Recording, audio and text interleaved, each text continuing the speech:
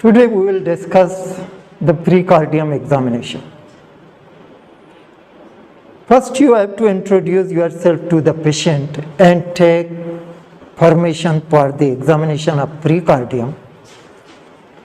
Make sure the patient is positioned at the 45-degree angle and chest and neck are fully exposed. And do a usual inspection at the foot end of the bed and look for dyspnea, oedematous condition and cyanosis, and look at the chest for any chest deformity, for visible pulsation and previous scar marks. Now look at near side for any chest deformity, for visible pulsation, especially in epigastric region, parasternal area and apical area, and supraesternal notch. If there is visible pulsation in epigastric area, you always suspect the right ventricular hypertrophy or the aortic aneurysm, or there it could be pulsatile lever in epigastrium. And parasternal area pulsation indicate right ventricular hypertrophy, and supraesternal notch pulsation indicate aortic stenosis. And look for bony deformities, and especially if there is pectus excavatum or pectus carinatum, it can compromise the cardiovascular system. And also look for previous scar, and previous scar indicate previous surgery and trauma.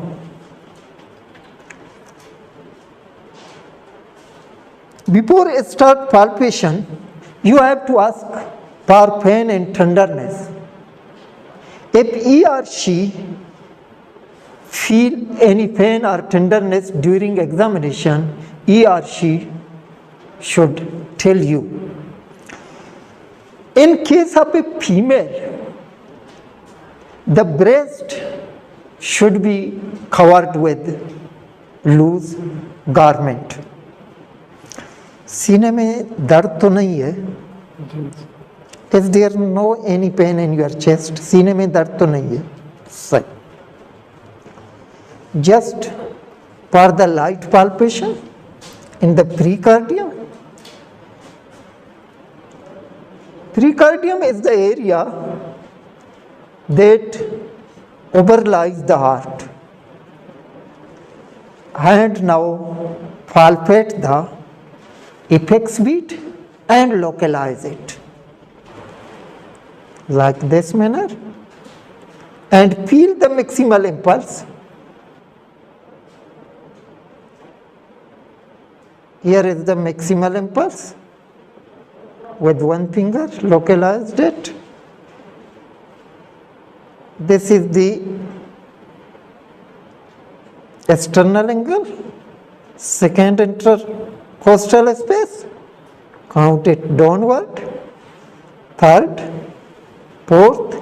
This is the fifth intercostal space in the mid-clavicular line on the left side.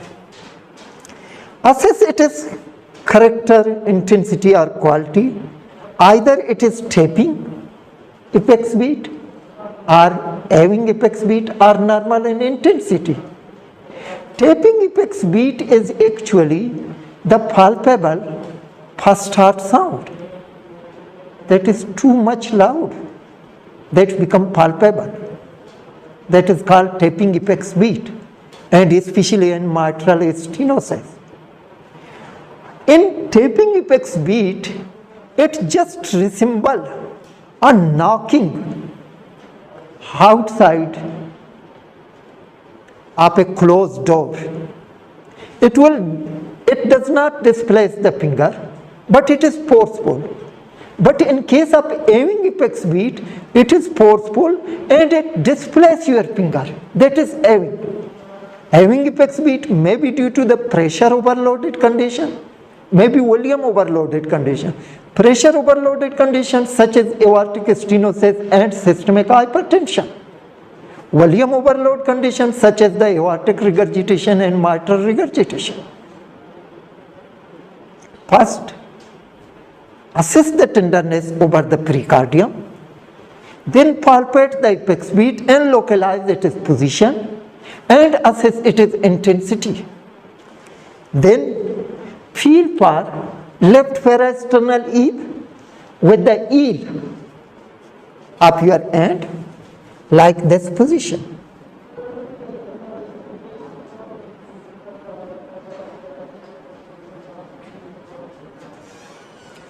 Left parasternal heave indicate right ventricular hypertrophy.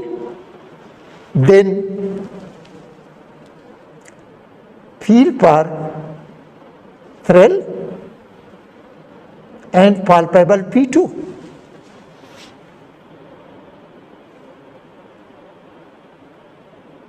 At the base of art, I am going to repeat it. Palpate the apex beat and localize it. Second, third, fourth, fifth. Assess its intensity. Assess for left parasternal eve. It's the base of the art. Palpable P2 and thrill. Thrill is the palpable murmur. If thrill is palpable, if you get a thrill, time it with the carotid pulsation.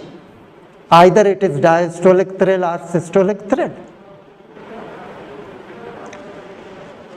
Then you will proceed for auscultation. Percussion is usually unnecessary in case of pericardium examination. Pipe area for cardiac auscultation. This is the mitral area in the fifth intercostal space on left side. This is the tricuspid area, fourth intercostal space close to the sternum on the left side. This is the pulmonic area in the second intercostal space close to the sternum on the left side.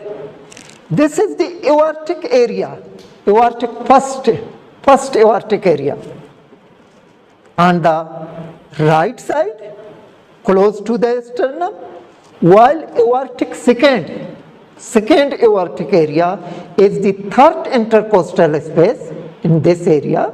This is the second, this is the third intercostal space on the left side close to the sternum. Auscultation begin, it's the mitral area, and first you have to note the first and second arch sound, time it with the right carotid pulsation. If the first arch sound comes with carotid pulsation, while the second arch sound just after the carotid pulsation. As we know, the first arch sound is produced by the closure of mitral and tricuspid wall. It's the beginning of systole, ventricular systole, while the second arch sound is produced by the closure of pulmonic and aortic wall. It's the beginning of ventricular diastole. And if you found murmur or any additional sound, and make sure that you get the patient to breathe in and out to assess the variation in intensity of murmur. especially. Let us start auscultation. It's the mitral area. And palpate the carotid on the right side along the interior border of sternocleidomastoid at the level of laryngeal cartilage with the thumb. This is the mitral area.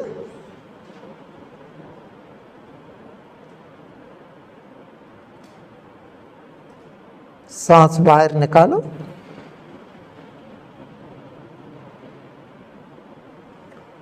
This is tricuspid area. सांस अंदर ले लो.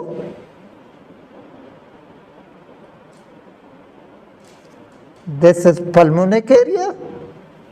सांस अंदर ले लो. This is aortic area. सांस बाहर निकालो.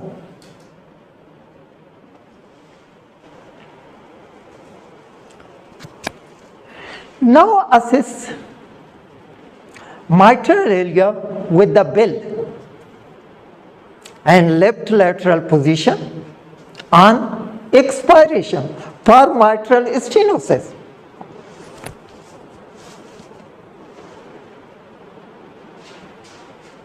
Now bell is on. इस तरफ हो जाए.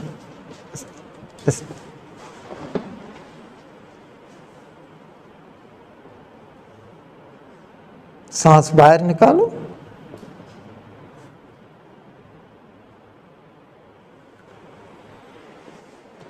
For mid diastolic murmur of mitral stenosis, and also auscultate left axilla for mitral regurgitant murmur. That is the faint systolic murmur radiate to the left axilla.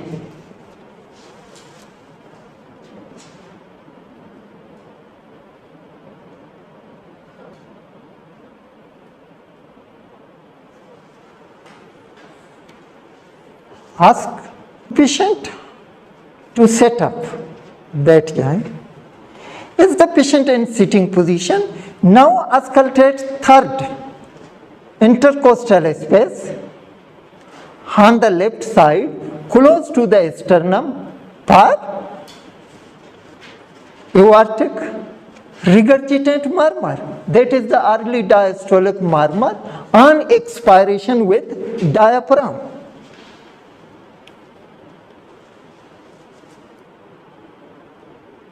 सांस बाहर निकालो.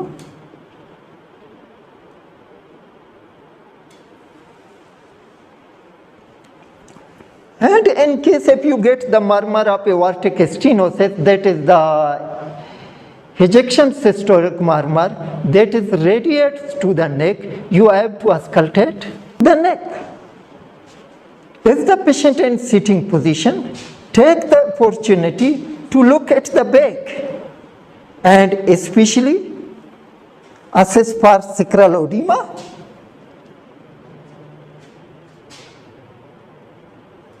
For any bony deformities, especially kyphoscoliosis, association with carpal pulmonale, and ankylosing spondylitis, association with aortic regurgitation.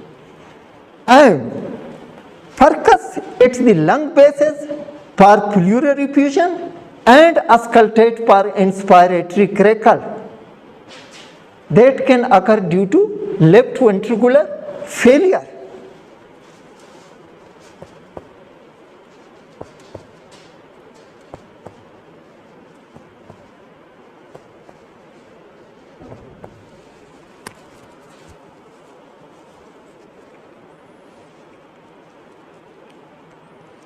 सांस लेना, मुंह खोल के सांस लेते रहे.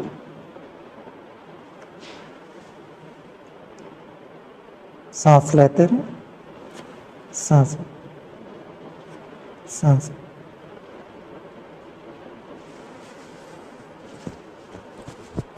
लेट जाए.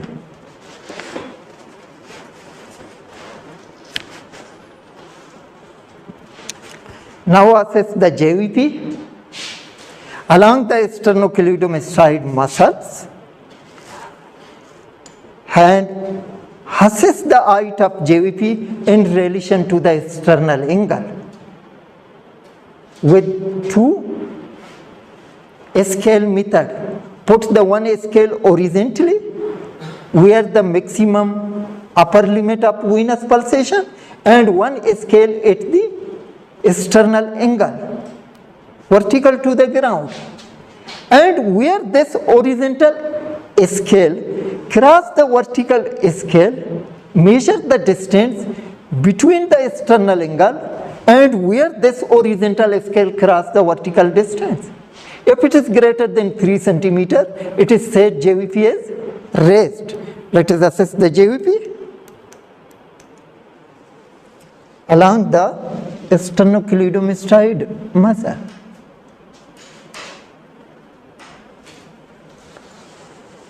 If JVP is elevated, assess it is upper limit and measure its height in relation to external angle, and also do abdominojugular reflex test by pressing the abdomen for 15 to 30 seconds to see any elevation in the JVP.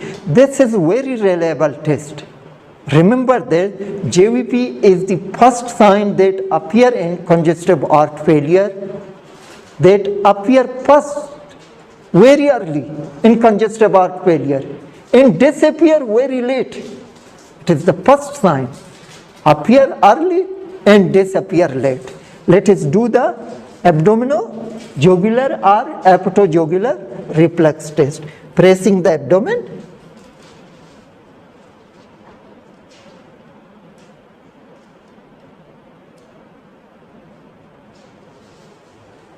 and watching any elevation in the JVP. Next, assess the carotid pulsation along the interior border of sternocleidomastoid muscle at the level of laryngeal cartilage. This is the laryngeal cartilage. Move the finger like this method. This is the carotid pulsation. Don't palpate both carotids simultaneously. Then palpate the next one.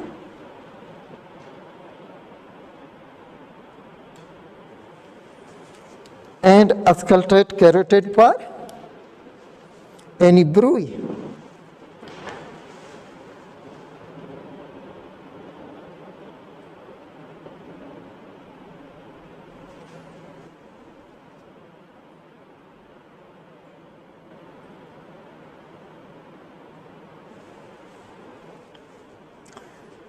Then proceed toward the face and especially look for mitral fasces and look at the eyes for failure, jaundice can occur in valves, hemolysis and xanthelasma. Look upward, ऊपर देखे, conjunctiva, failure. नीचे देखे for jaundice. Look at the sclera. Now examine the mouth and especially look at the tongue, dorsum of the tongue for central cyanosis. ज़बान दिखा देना. Central cyanosis. ज़बान अंदर रखें. And look at the state of dentation, oral hygiene, petechial rashes due to endocarditis, eye arch plate, association with Marfan syndrome, hand aortic regurgitation.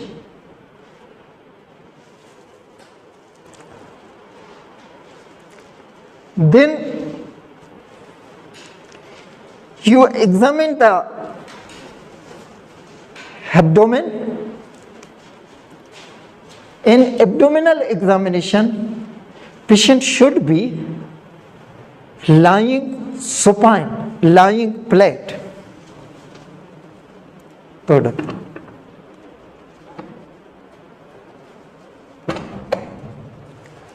Now patient lying flat and do the abdominal examination. In abdomen, especially assess for hepatomegaly, splenomegaly, and aortic aneurysm. And hepatomegaly can occur in right ventricular failure, splenomegaly in case of endocarditis, and start palpation. पेट में दर्द नहीं है, पेट में. Start palpation from right iliac fossa toward the right hypochondrium, and kneeling at the bedside, and the wrist and elbow should be at the same level. सांस ले ले, सांस ले.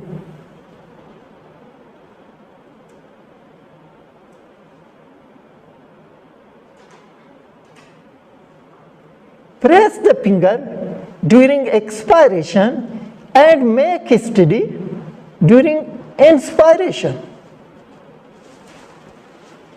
And confirm your palpatory finding by percussion.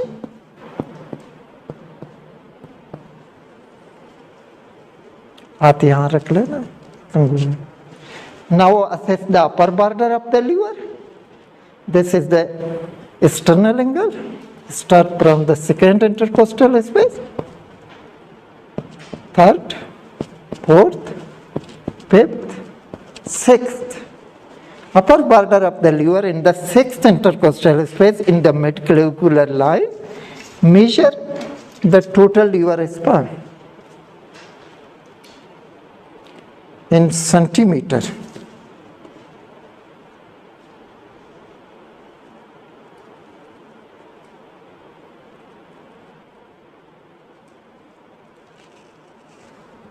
It is 12 centimeter in the midclavicular line. Normal liver span is 12 plus minus 2 centimeter approximately in the midclavicular line. Now palpate for splenomegaly starting at the right iliac fossa toward the left hypochondrium. सांस ले ले, सांस लेते रहें, सांस.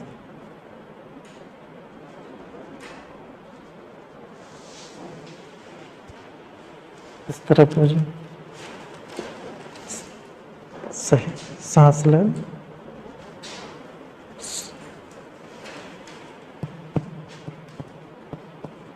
सीधा. Now assess for aortic aneurysm, inserting your fingers above the umbilicus in the midline.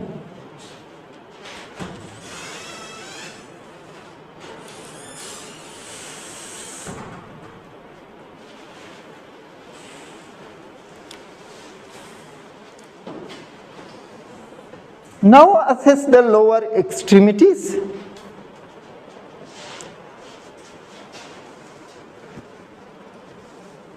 And assess for temperature.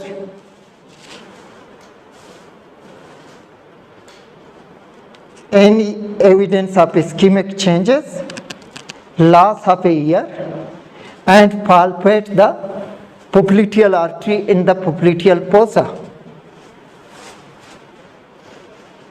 Flex the knee and insert your finger into popliteal fossa. And compare it with the other side.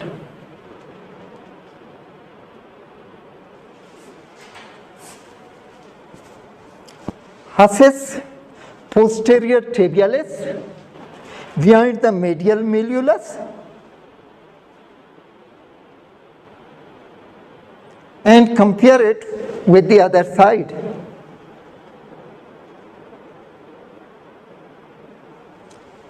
and assess the dorsal pedis in the proximal part of first intermetatarsal space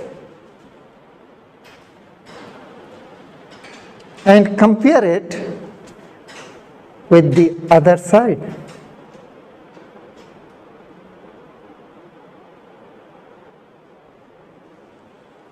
And assess for pedal edema over the bony prominence.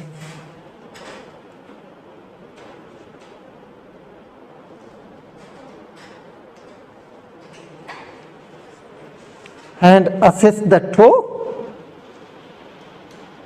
for clubbing and interdigital area for any ulceration and evidence of ischemia, and assess the sole for evidence of ischemic changes. Now pick up the patient end and look for evidence of ischemic changes, rashes, and especially look nail for clubbing, splinter hemorrhage. With the help of card, assess for clubbing.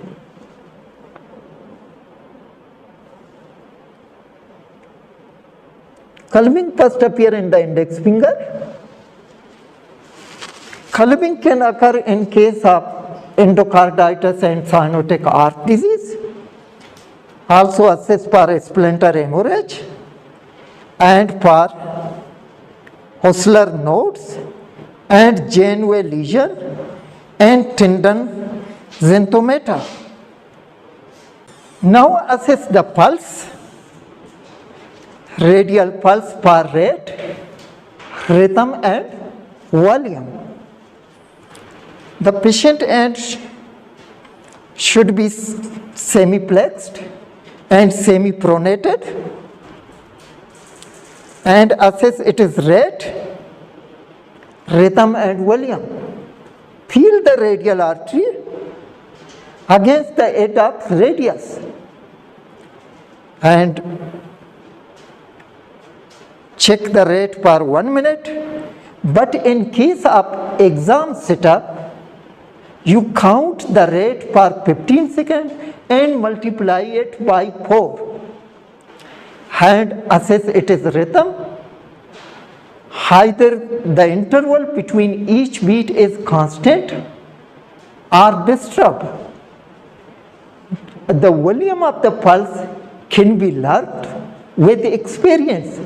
Either there will be the low volume of the pulse in case of a cardiogenic shock, or high volume of the pulse in case of aortic regurgitation or hyperdynamic circulation, or it can be a normal. Now assess the radio-radial delay.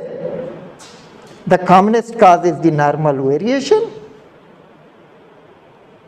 And take formation, assess for radio-femoral delay. Radio-femoral delay, this is the anterior superior iliac spine, and this is the pubic tubercle. In the midway, along the inguinal ligament, between the anterior superior iliac spine and pubic tubercle, feel the femoral pulse with the thumb or with 2 fingers and assess for radio-femoral delay. The commonest cause is coarctation of aorta. Now feel the pulse against your knuckle and lift the patient arm for collapsing pulse in case of aortic regurgitation. ये ढीला छोड़ा. And finally measure the blood pressure.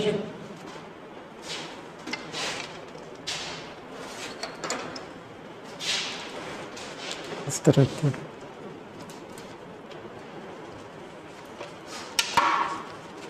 This is mercury sphygmomanometer column of mercury moves up and down as the cup is inflated and deflated in a calibrated vertical glass tube, and wrap the cup around 1 and 2 inches above the cuboidal fossa.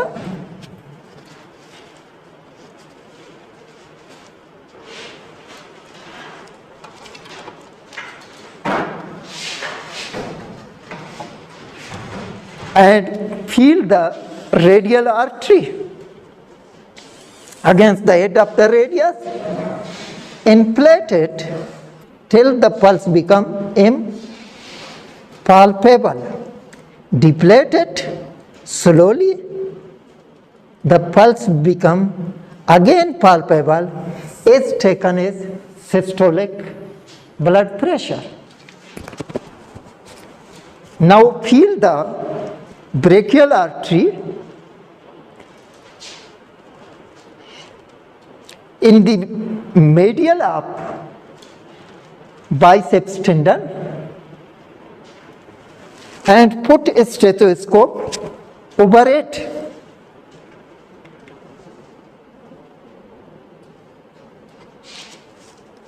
And inflate the cup above the systolic pressure as we determined it previously by palpatory method.